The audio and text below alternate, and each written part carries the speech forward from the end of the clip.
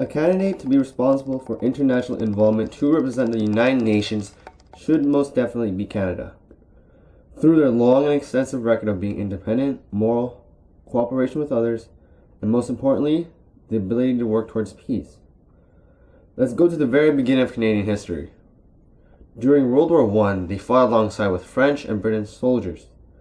Canada took part in the Battle of Ypres, Somme, Vimy Ridge, Passchendaele, and the last 100 days of the war. In Ypres, there was senseless bloodshed, but Canada was there to help the Belgians from German attacks. After Ypres, Canada took part in the Battle of Somme, where they suffered many casualties.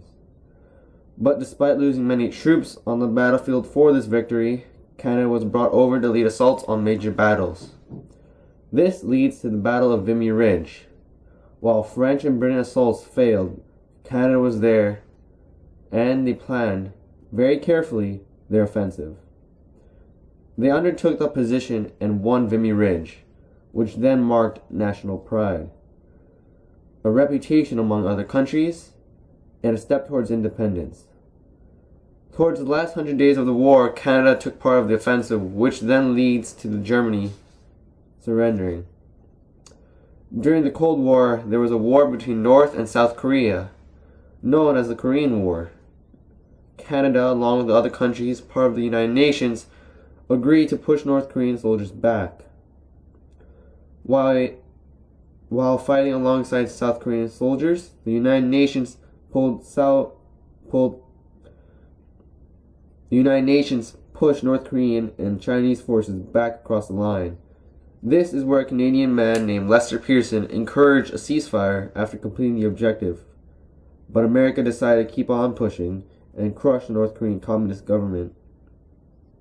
Despite their efforts on pushing forward, the United Nations soldiers just ended up at the line again, only proving Lester Pearson's idea for a ceasefire.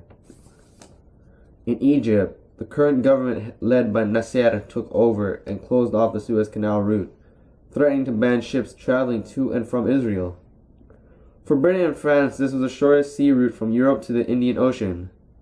Britain, Israel, and France then began to attack Egypt. The USSR then provided financial and military aid.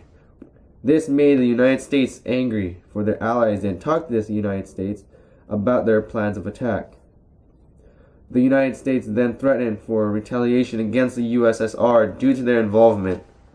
This could have led to World War III, but Canada, along with the United Nations, helped to solve the issue and completely avoided war.